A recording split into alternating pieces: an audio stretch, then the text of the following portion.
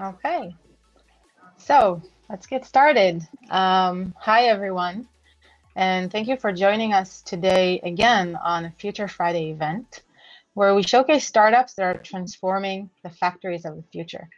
And today, a very exciting meeting with Ariel Rosenfeld from 3D Signals. 3D Signals is a plug-and-play machine digitalization that helps you get your factory Industry 4.0 ready. And Ariel, you actually have a very interesting story. So I want to, before we even, dive in real quickly, I want to hear it from you, a little bit about you, and if you can tell us kind of like what is 3D Signals in your own words. Cool. So I'll start maybe with briefly my own story. I like challenges, and I'm that part of my life in different fields in parallel. We all know that startups is a very long journey. Sometimes people compare it to a marathon or even longer. So I fully agree with that concept. And I'm doing ultra marathon journeys also literally. I'm the Israeli national record holder of 24 hours of running, and the last champion. And I won competitions both in Israel and internationally on that. If you Google my name at the World Marathon, you'll find a lot of cool stuff. 20 years ago, I had the honor and the privilege to take one of the most well-known Israeli inventions, the USB memory stick, USB flash drive, and run that from as it was like a dream and invention for my boss, Dov Moran, very well-known entrepreneur. And he gave me the opportunity to be the managing director of that business from early stages. And I took it from zero to $400 million in sales in 3 years. And that's a product that is part of everyone's life. And that entire company has been acquired by SanDisk in 1.6 billion in 2006.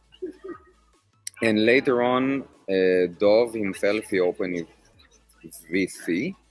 And the first investment of the fund was 3D Signals.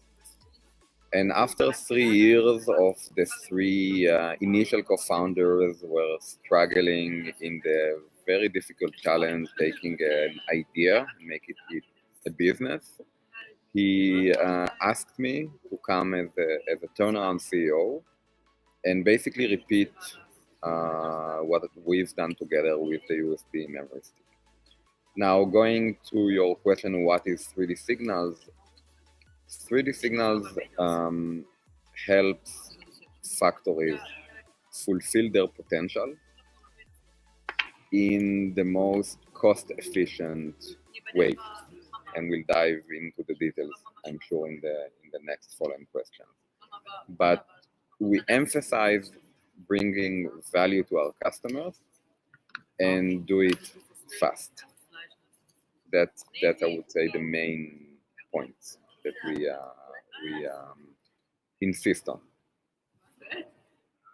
Okay, I look forward to hearing about the fast and more on that. But real quickly, before I dive to more introduction, I just wanted to say that Ariel shared with me that just this morning he was running on the riverbank in Germany. And I think, Ariel, I just really had to point out that I think you win the best background of Future Friday so far. So you're actually in the Frankfurt airport. Very impressive. And the other thing I wanted to mention is you probably know it, but I don't know if everyone that is joining us today knows it. There is a very high correlation between individuals that have very strict regime and they have some kind of a sports background and success in entrepreneurship. So I absolutely agree with that, and I'm very proud. As a CEO of a startup, I have the privilege to promote initiatives that I believe a lot in the deep values of us as people, even more than technology and business. So, for example, given equal opportunities for men and women, half of the employees in 3D Signals are women, more or less. And to recruit very unique people that did extraordinary things in their life before entering the technology world. So I've recruited several athletes. Each one of them was a champion in its own field. One of them represented Israel in the Olympics in windsurfing. Another one was a champion for fencing. Another one for judo. Another one for triathlon. We have an existing employee that is going to participate in the Tokyo Olympic Games in the marathon. And those people did amazing things in their lives. And now that their sports career is over or about to be over, they continue to the next chapter in their life. And I appreciate so much their character and their ability to do amazing stuff. And the only thing that they lack is some knowledge about different fields. And since I believe that it's all about people at the end of the day, and that their character must be unique, I give them the opportunity to be their first job when they switch to the non-sport career, and sometimes even during their last chapter in that. And I will teach them everything they need to know. I have patience, they have patience, they know to work hard, and they are not afraid of anything. And that proved to be a very successful way of recruiting people. Very interesting. Yeah, it's probably a fascinating process to see how different individuals learn, especially people with that type of background. I would be interested. Let's dive in real quickly to introductions about myself and who I'm representing today, and then can't wait to ask you some more questions. So I'm Donna Lev. I'm the Director of Product and Customer Experience at the X Future. And the X Future is the function that brought us together today for a Future Friday event. So the X Future is actually an innovation marketplace where we bring together startups and innovations with corporates and those who are looking for that innovation, with a very interesting focus on Industry 4.0. And that's part of the reason why we're having Ariel today. So let's get started. The first question is really like a kind of like a snippet icebreaker question. I want to hear in your words, why 3D signals? Why 3D signals? Because we will digitize your entire factory in less than a week. Okay. So what is really the problem? You know, what was the problem that 3D signals came to solve? Why is it so critical for factories, for companies to solve this problem? What is the pain that they're seeing? Cool. So it might sound strange to the audience or to believe what I'm going to say.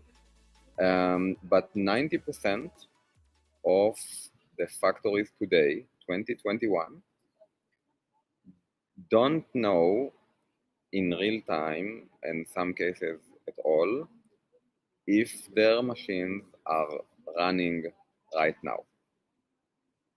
Okay? Sounds basic. Yeah. And imagine how much money it costs them, and we can go deeper when we speak about ROI, not knowing this, not measuring this. So basic, okay?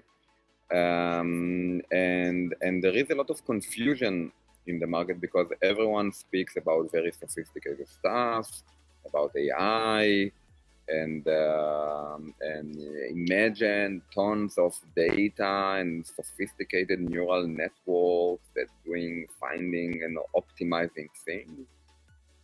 And everyone has in his own mind Elon Musk at Tesla factories, everything is automated, efficient, etc. This is the exception. The reality for most factories that in terms of digitalization, data-driven decision, they are in the Stone Age. They don't even know if their machines are running. And this is the first step. And we believe that when you build a building, you start with the first floor. So we build the first floor and then laying the ground to start a journey. But without this first floor, you will have nothing.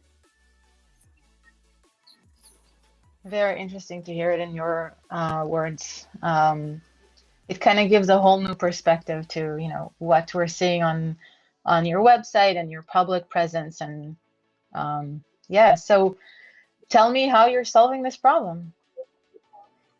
So when I first realized and shocked to understand that most factories do not know why their machines are running, and I start asking myself, how come they came to this place, you know, in 2018 when I joined the company?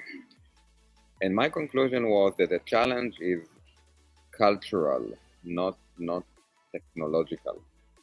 So like any digital transformation, because you had to switch your mindset, think about your entire life, and when things got digital, your way to order a taxi, your way to know the weather for tomorrow. And imagine that someone will take the digital option from your life, and in order to know the weather, you will need to go out to the street and see. And in order to get a taxi, you will need to go and take a cab. And how that will change your entire life. So I was asking, how come we are in 2018 and they don't know it? And how can I remove all the barriers that it will make it easier for them to solve it? And when I analyzed what are the main barriers, it was in three main areas. One, the time that it takes. Everyone is talking about projects of years, quarters. You know, people, you'll change your organizational structure twice during the project. You'll change the people. People will not start when they hear it takes too long. So I said, okay, how can we solve it in days? Change the entire approach. So that's number one, the time. Number two, the solutions were very much limited. Everyone was focusing on the new machines that are relatively connected, etc. However, the reality is that most factories, 80% of their machines will be old, and they will not replace it in the next 2 decades. So if I know that I'm going to invest in a project that will take me a year and it will be limited to 10% of my machines, I will not even start. So I said, no, I want to cover the entire factory, including all the old machines. I don't care what will be the brand of the machines or the age of the machines. And I will do it in a week or in days. Okay, so this is removing two barriers of giving enough value and do it fast. And the third barrier was the investment or the financials that I need to introduce to start, and when I will get.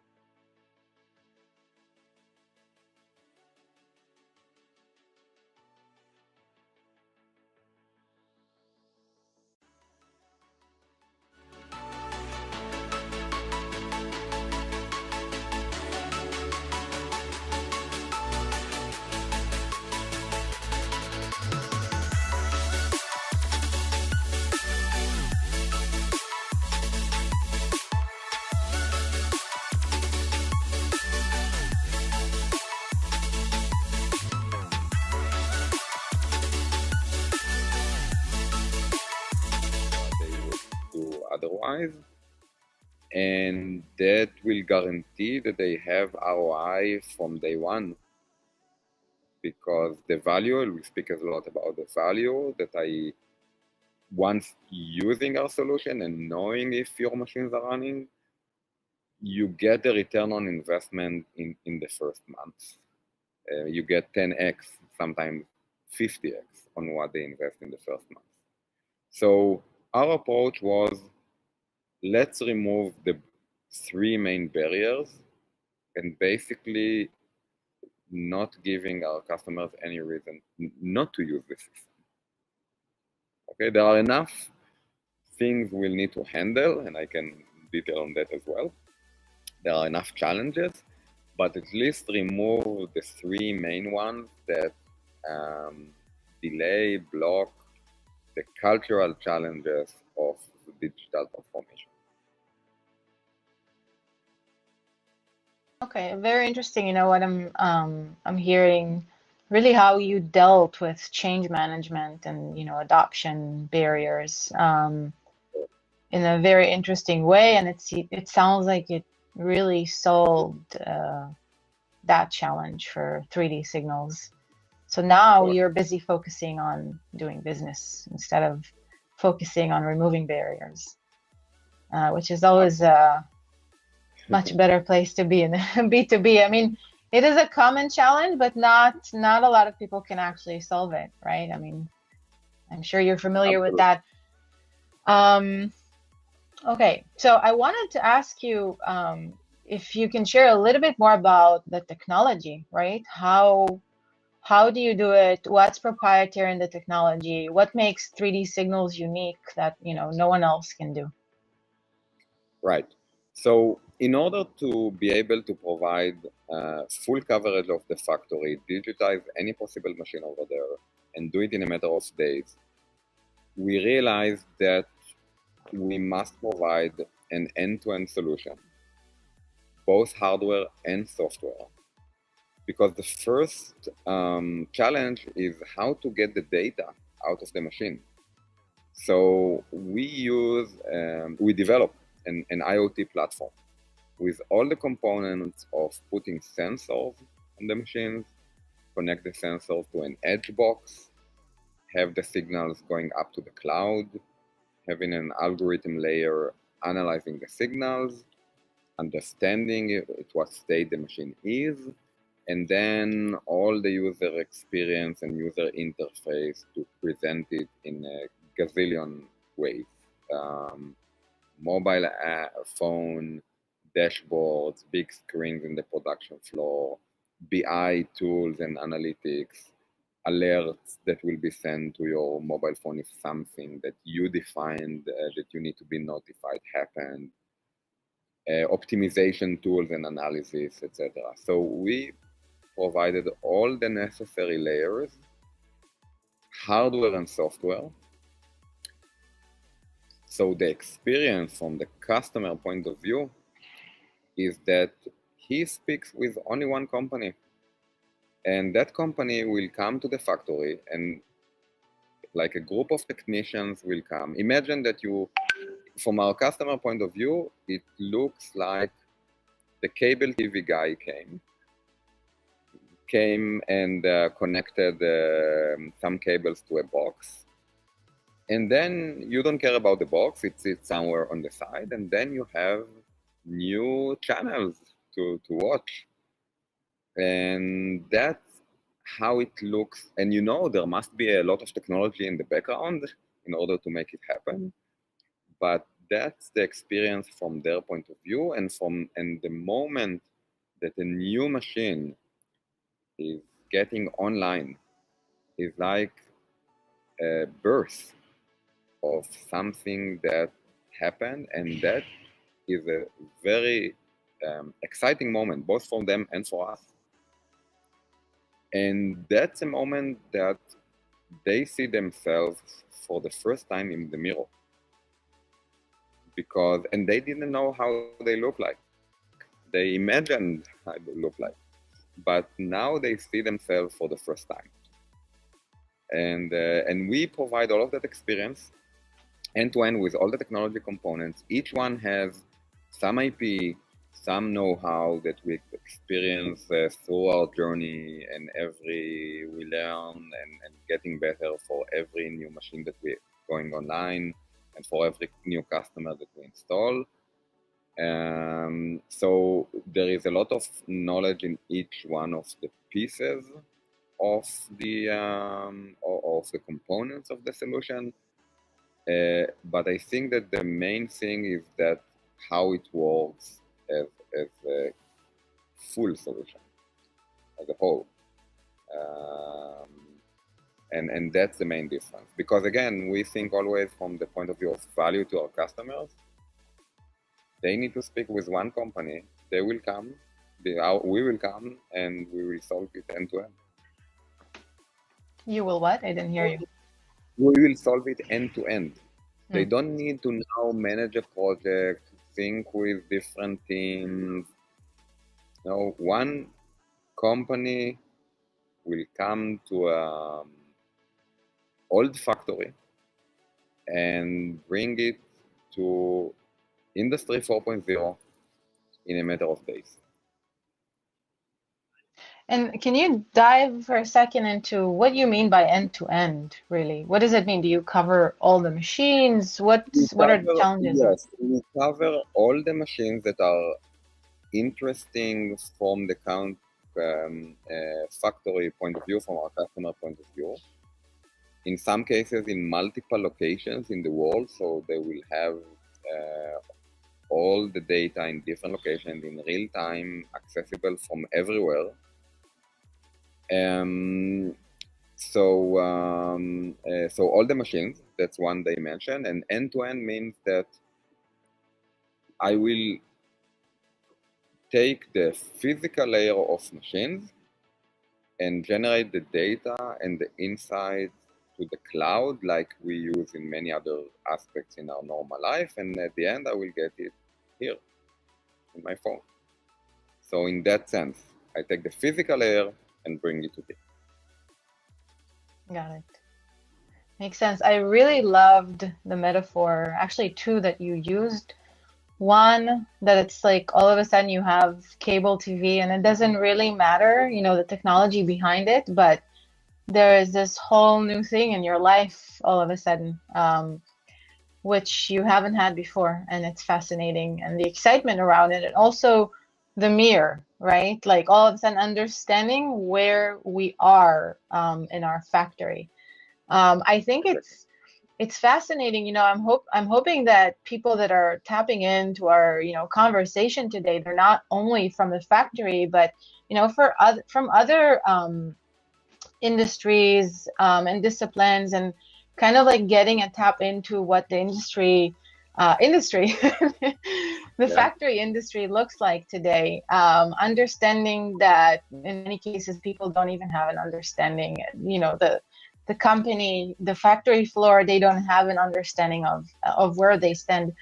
One question that I had for you before we dive into some exciting metrics that you guys have seen. The Industry 4.0 really is a green field, right? In many ways. There's not really a competitor for 3D signals, or is there? When you say greenfield, because greenfield is a term used in Industry 4.0 to represent new machines. So I guess you meant something else. Yeah, it's a term. Yeah. You mean maybe blue ocean in terms of yeah, okay. That's what I thought. So we didn't see a company that solve this problem exactly like us. Mm-hmm. We saw several websites of companies claiming to have a similar solution. We didn't see them in the market or competing with us in a real project.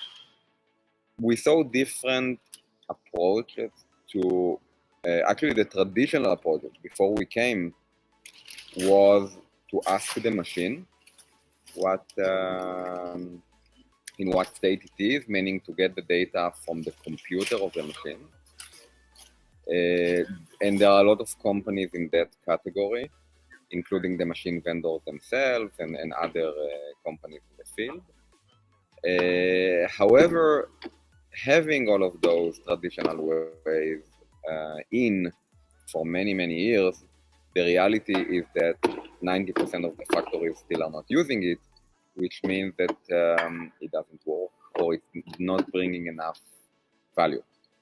And Or the they main didn't point. surpass the challenge that you did. Sorry to cut you off, Exactly. but yeah. No, exactly. So the project's implementations took too long, and everyone is talking about quarters and years, and it will give eventually a very limited view of the factory, and it will cost a lot.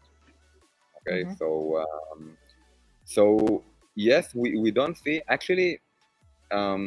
I'm expecting a lot of other companies to come and help 3D signals with the market education, which is a challenge, because mainly our challenge today is to convince the customers that they need to know if their machines are running. Okay, so it's not why 3D signals, it's and not another company. It's why they need to know that. Okay, so I'm looking forward to more competition to come and help us with this market education task. Yeah, very interesting. And I want to touch real quickly on the topic of change management, right? It's big in B2B, no matter which industry you're in. And I can imagine that there is this interesting layer in the factory, right? Where, like you said, they're using very old machines. You have a lot of factory workers. So even if the management decided to introduce a change, you still have to deal with the people that actually are using the technology and so on.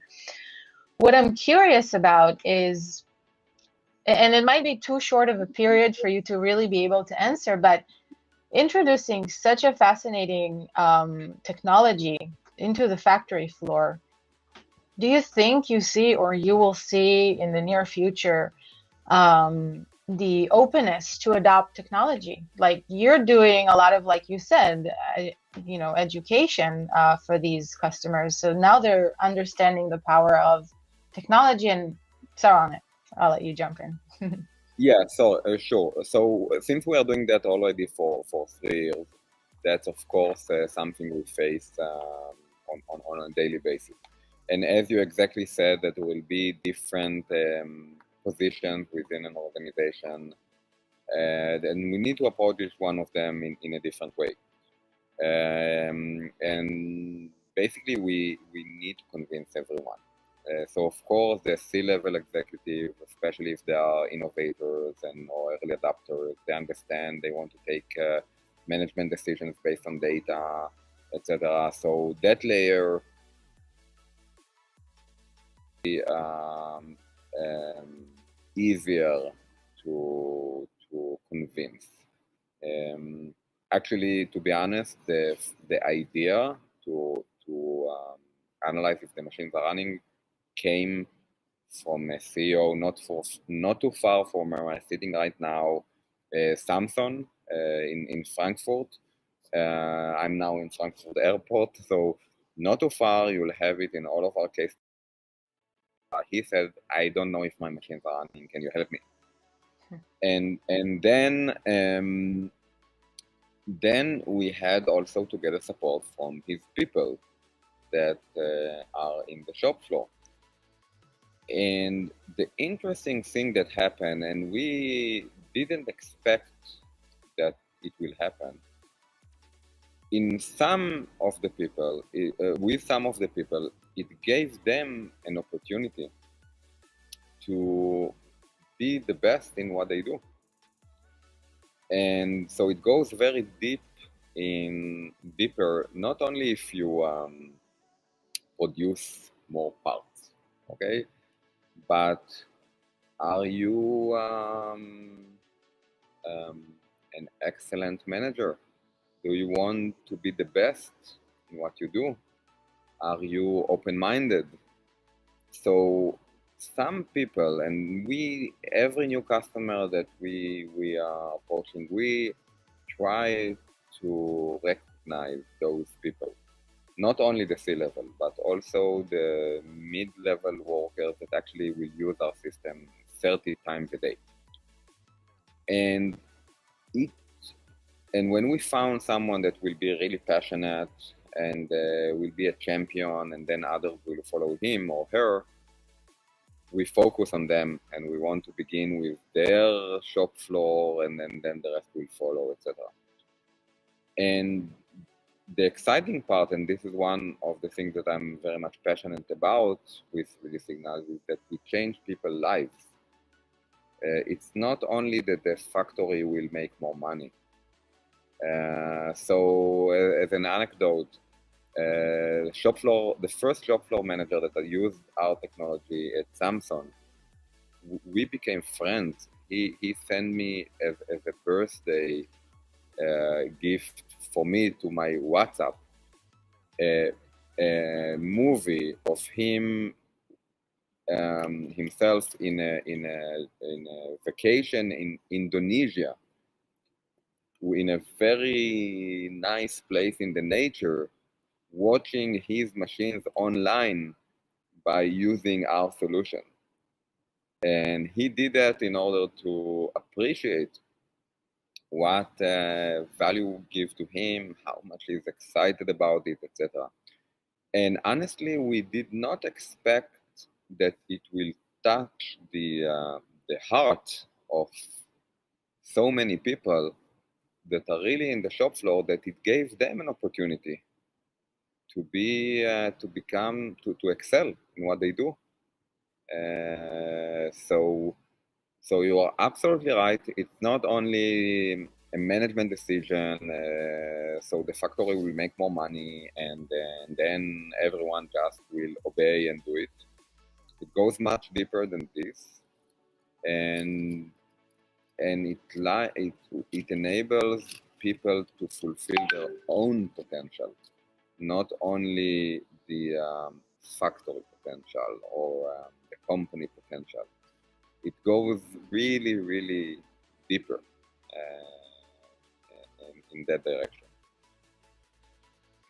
That was fascinating. I'm really glad I asked the question. I was just wondering, what are the ripple effects of using that exciting technology, and understanding really how it impacts the individuals in every layer of the company that uses the technology is fascinating. Okay, we'll move on to the almost last question. I wanted to know, if you have some exciting numbers to share with us, any data points that you've seen from using 3D signals and so on. Absolutely. I like simplicity. So we measure a very specific number. How much time the machine actually was working, produce parts. It's a number. Basically, it's number of hours per day, per month, per shift, per year. Like you measure how much mileage your car is, right? So you know exactly if it's 5,000 kilometers per year, that car doesn't drive a lot. If it's 10,000, it drives a little bit more. If it's 30,000, it drives a lot. If it's 100,000, it's probably a taxi, right? So you know how you use this asset. And we know, so we measure this number. This is what we do. So we have the data points of the machines that we already monitor. And then we know what happens to this number over time, just by, and how it improves just by the fact that they start to measure it and see it and take action, how to improve it. And we improve this number in 30% and sometimes even more in a matter of 3 months. And so let's take averages, industry averages. So might be surprised to understand that the average number of machines today, what we measure, is around 120 machine hours per month. Okay, it's a part-time job of a student, right? Machine can work 24 hours without taking breaks for every day on the week. So you have 720 possible machine hours per month, and it works only 110, 115 on average. It means that some of the machines work less. And if we improve this number by 30%, it will improve on average. It will improve in 30, 40 hours. And each factory has its own metric of how much one machine hour worth in the direct contribution to the bottom line, because this is what they produce. But an industry standard is around $100 for one machine hour. So it means that on average, we will improve in $3,000 per machine per month, and in a lot of cases, $5,000 per machine per month on all of your entire factory. So that's a very simplified way to explain. We have use cases with real customers that were so proud of what they've done, so they published the use case to the world. We have it on LinkedIn, on our website, so it's not a secret. I can mention the company names, I can mention the use cases. So we are very proud that Rothenberger Dr. Rothenberger is a very famous billionaire in Germany. He owns a group of companies, including a lot of manufacturing plants. We are already, and he chose 3D Signals as the digital solution for the entire group. We are already monitoring 3 out of his factories, and we continue to introduce more and more. And one of the factories, they were able to push a 4 million euros purchase order in Q4 last year, 2020, just by using our solution. So our solution was installed in several tens of machines that they had, and it brought them in 1 month 4 million euros to their top line. I believe that is a nice portion to their bottom line. And they said that without our system, they would not take the order and they will not be able to deliver it. So that's very much straightforward. Other companies, which is also, I'm not sure if all of the audience is familiar with the German very unique structure of, there is a German word for SMBs called Mittelstand.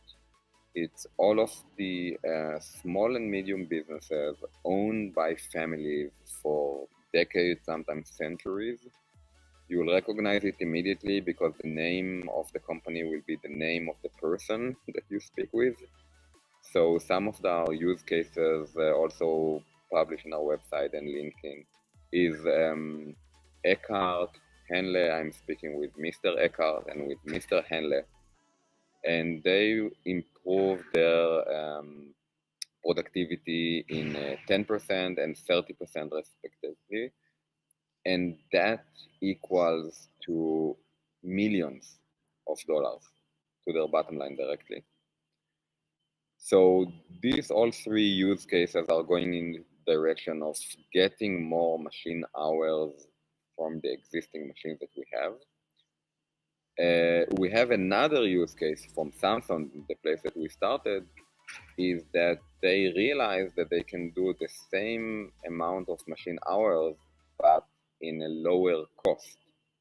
So they used to operate some of their machines in 3 shifts per day. And they realized after having the data from our system that they can reduce the night shift that they were paying for an external company and do the same amount of job in 2 shifts out of 3. So they calculated how much money they save by limiting, third-party employees, and they saved 50,000, more than 50,000 euros per machine per year, which goes like 700,000 euros in a one shop floor of 13 machines. So we have 2 different solutions. One is more on the cost saving, another one is on more productivity using the same data. So these are the figures, but as I explained in the beginning, if the average is 115, 110, and after several months it will become 160, all of these 50 hours is direct money to your bottom line, basically, with changing nothing in your factory. It's the same employees, the same products, just going directly to the bottom line. That's impressive. There's one thing that I keep hearing, how you very successfully are doing closing multiple deals in Germany. I have to say, as an entrepreneur, some people know, and some people know even better, how challenging it may be to penetrate a foreign market, but Germany is a whole new ballgame on its own. Absolutely. I'm facing this challenge on a daily basis, and as I mentioned in the beginning, I like challenges. So I absolutely agree. I absolutely agree with you that the challenge is changing people's mindsets, etc. And so the most difficult task would be to get the first one. Okay, to get the first use case. So, and I had a lot of luck, but luck definition is when preparation meets opportunity.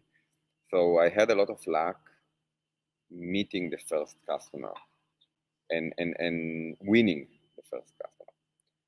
And and that happened 3 years ago, and also a matter of luck, it happened 3 weeks after I joined the company as a turnaround CEO. Okay, so before I came, the company, like many other startups, were starting to build a building, not from the first floor, but from the 10th floor. Okay, so we were trying to do sophisticated stuff, predictive maintenance based on acoustic information and stuff. And I came to a meeting with this CEO, Dr. Andreas Widel, close friend by now. And we were together with him in a project of predictive maintenance. And he said, when he understood that we install our sensors in a matter of minutes, etc., I said, you know what, you can solve me a much bigger problem because I don't know if my machines are running. So once I understood that he is giving me an opportunity, he wants to be the first customer of a pivoted new solution. And I didn't let go, and I canceled everything else that the entire company was doing until we will make this one customer happy. And that happened in a matter of months, and they provided the most valuable feedback on what's important for them, and basically they were our design partner. And then we went to a Series A fundraising that the goal was to take this one happy customer and turn it into many happy customers. So once you have the first one, you can tell any other customer, if you don't believe me, or if you want to learn more, go to Frankfurt, come and see that, speak with the customers, speak with the people, not only the C-level, also the people in the shop floor, and you see it yourself. And seeing is believing. So from customer number 2 until 10 plus, this was the process. They all Every went to sales, Frankfurt. yes, they all went to Frankfurt. And the important, the one thing again that we did not expect, going back to your question, what does it do to people? We thought it will be bothering for the people at Samsung that they need to present the system all the time. For they don't get any money out of it. So we thought, no, we are asking for a favor, or maybe it's too much trouble and hassle for them. On the contrary, they were proud to do that, because the guy on the shop floor that produced this to someone else, it's a delegation coming in order to see him and how he is advanced, and he was so proud. It was his baby. He was so proud to demonstrate it again and again and again. So the any sales process from us, the goal from the salespeople was not selling the solution, but just to convince a potential customer to go to Frankfurt and see. Okay. And if they went to Frankfurt and saw it, the conversion rates were like 20 times higher. Today, we are in a situation that we have the ripple effect that you mentioned. So we have more than one happy customer. So we ask them, where do you want to come? You have in Frankfurt, you have in Fulda, you have in many different towns in Germany, places that you can see that. We can choose, we can be cherry picking and where to send our reference. We will take customers that are similar in their size, in their industry, so they will feel, okay, this company is like me.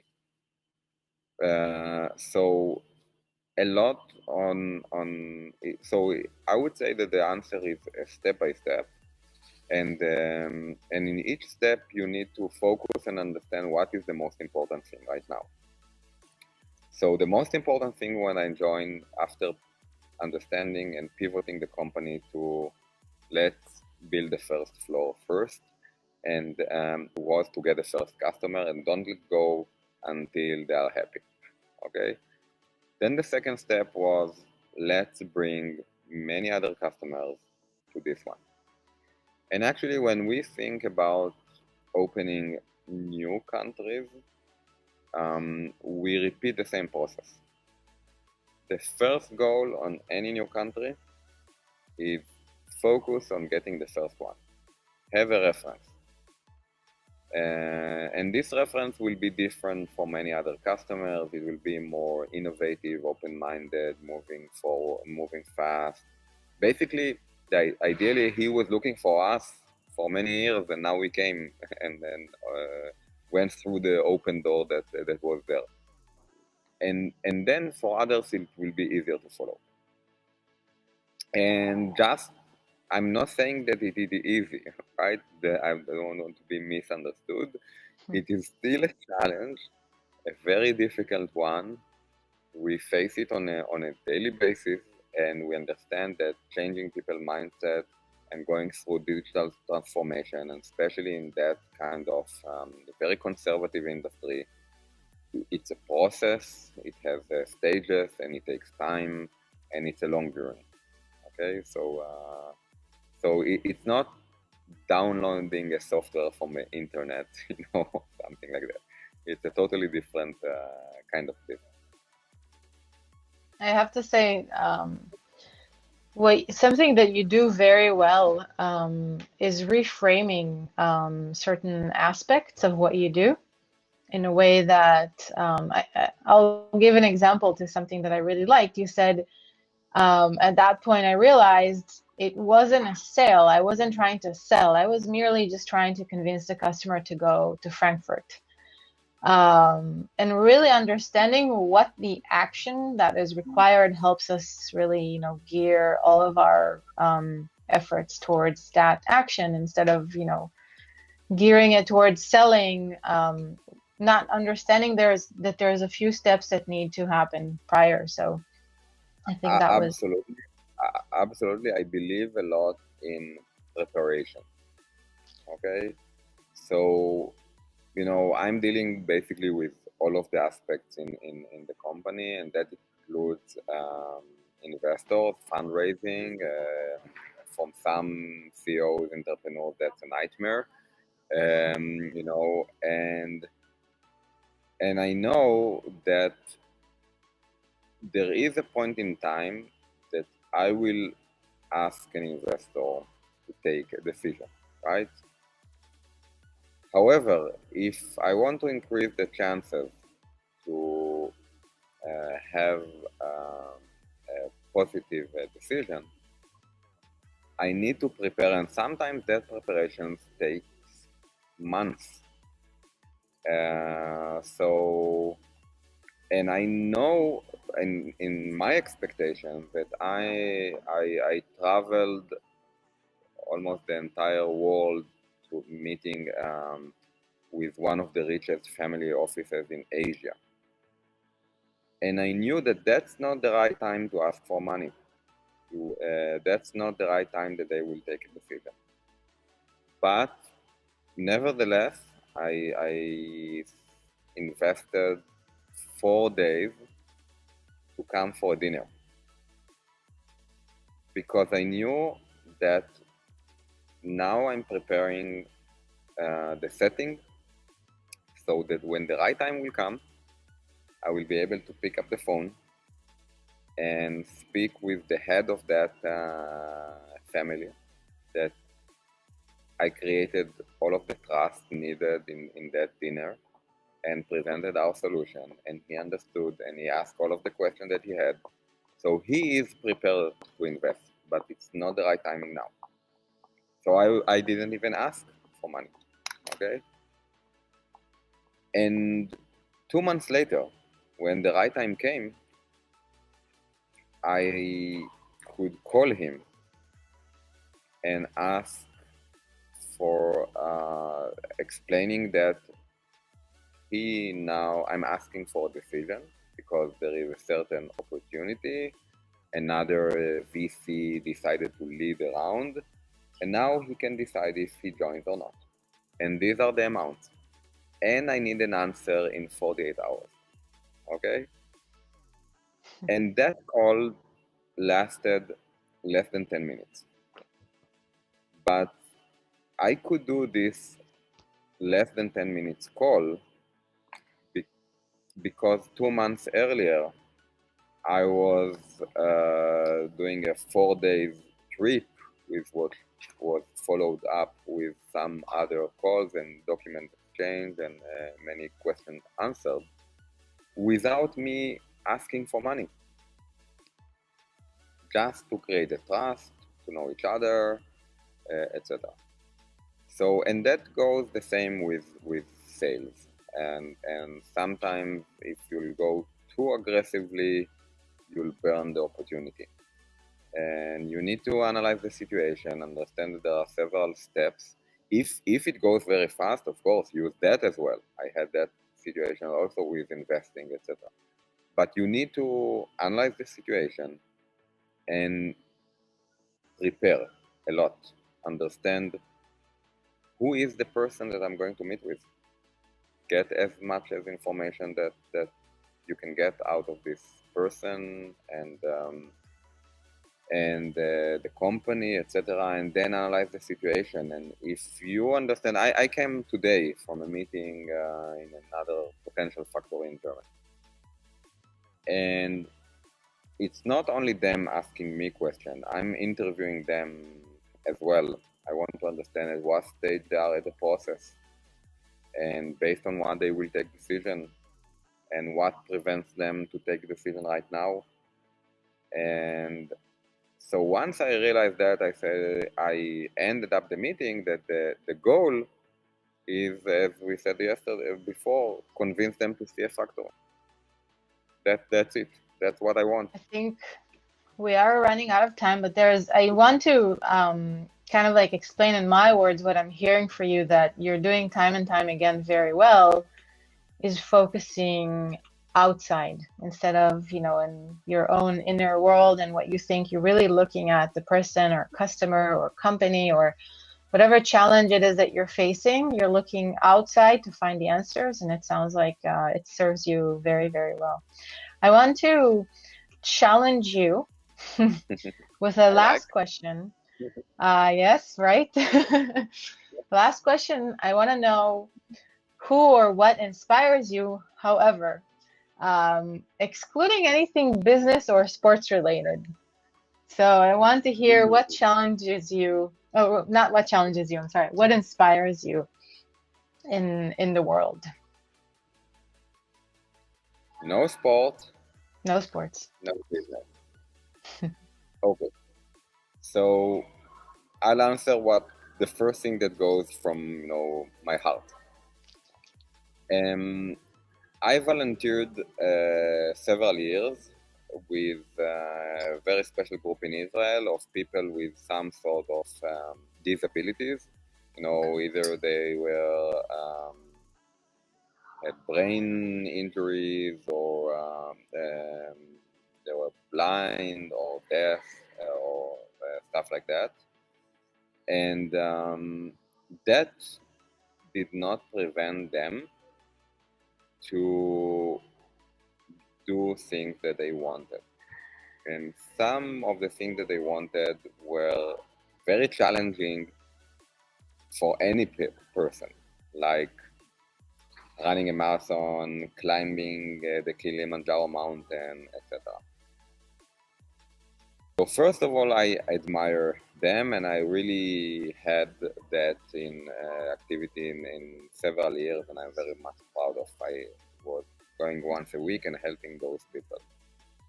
But the person that I admire is the one that initiated that activity and opened the group and decided to leave everything that he does, and he just finished his law school and started to work as a lawyer, etc., and decided to follow his dream and leave everything else that he does and to focus on building this group of volunteers and people that need volunteers to help them fulfill their dreams. And his name is Guy Bendor. He's having a lot of inspirational lectures all over the world on his activities, and it's very exciting. It's amazing, basically.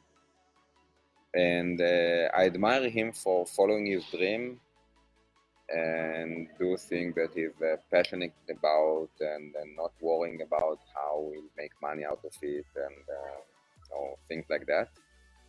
And really touching people's lives, both the volunteers.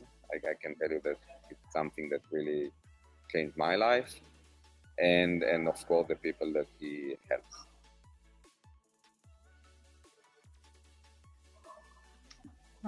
Very profound. I wanted to, be quiet for a second and really let that sink. With all that it means, right? I really do sound a lot of connection coming from you to people and to the things that you do.